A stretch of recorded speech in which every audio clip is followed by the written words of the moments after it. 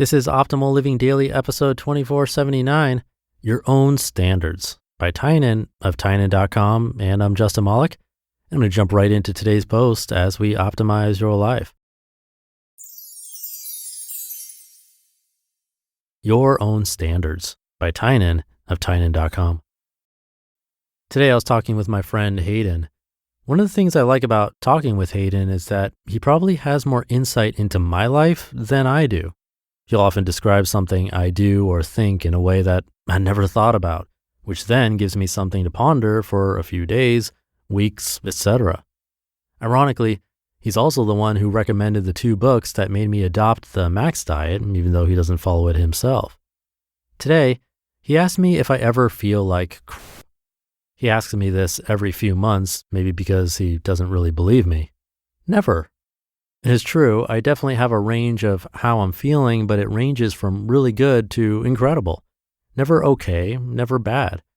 I've written a bit about this before. A year ago, I wrote about how I never get angry. The ladies in my life at the time then started a riot in the comments, and everyone started defending being angry.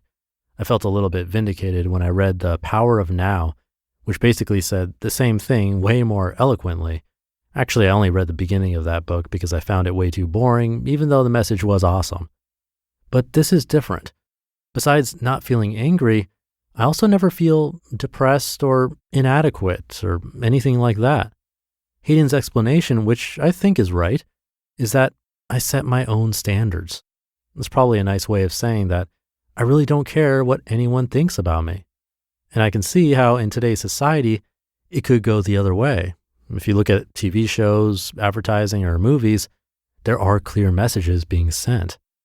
You're supposed to get straight A's at a top school, get a high-paying job, buy a sports car, find your perfect spouse, buy a house, wear cool clothes and be beautiful like me, go on vacation in the Caribbean and have kids.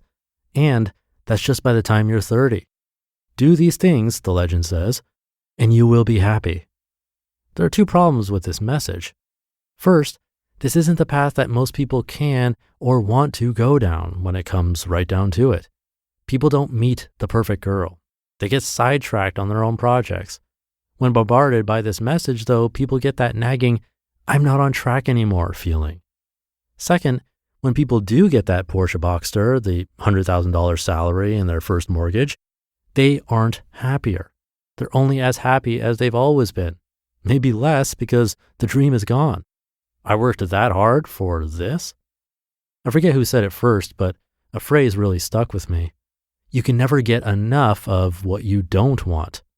In other words, if you go after society's standards, you will never reach happiness. I've seen this so many times over. However, when you change your definition of success to one that's a lot more appropriate, like success is when I spend all or most of my time doing what I want to do, it's easy and fun to be successful. Some people might call this lowering your standards. That's a poor way of looking at it. Maybe you aren't going to work 80 hours a week to afford a BMW lease, but you're going to spend more time scuba diving and reading. Which is better? Whichever one you want to do. In my case, I'm essentially homeless. At one point, I bought a house and 2 cars.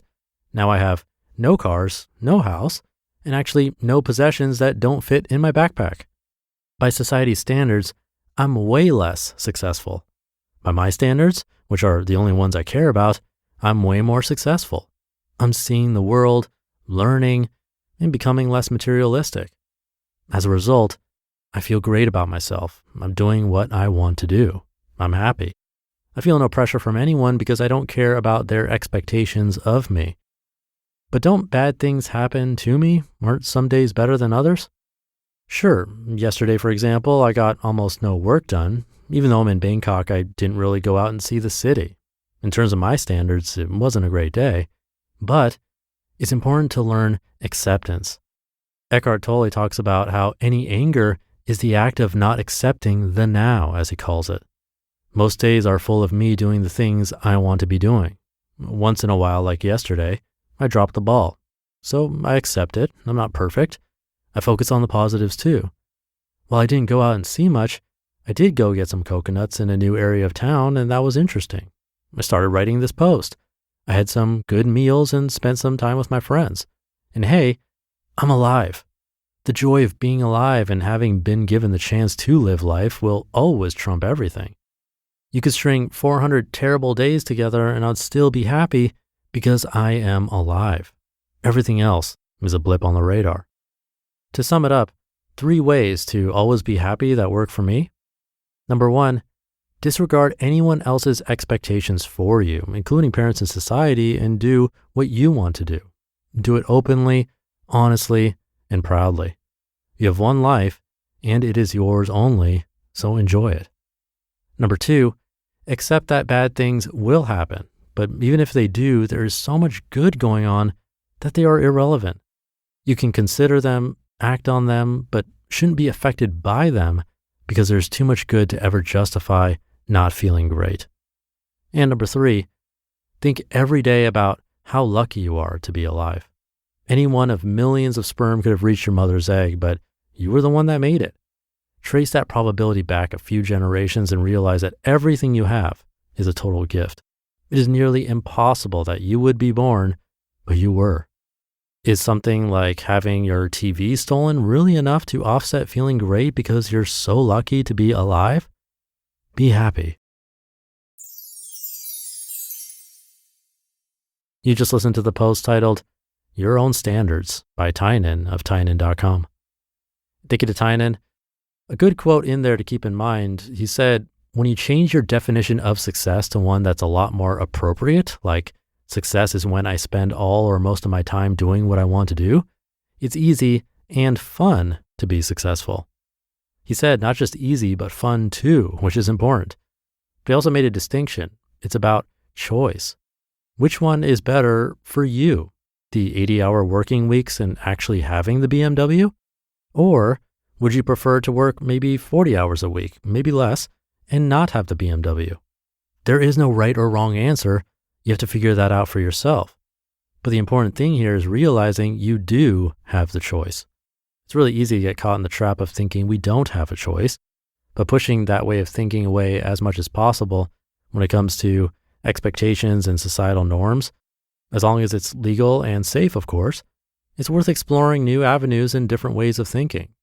Just another one of many reasons why we hear from a wide variety of authors here, living different lives from minimal like Tynan to somewhat extravagant, and from working more than 40 hours a week to fewer than 20.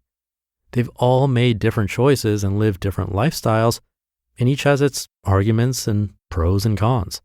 What you want could look something like theirs, or it could look like something completely different. The important thing is realizing that you really can choose. So make that choice today, take a step in the direction that makes most sense for you. Have a great rest of your day, and I'll see you over the weekend where your optimal life awaits.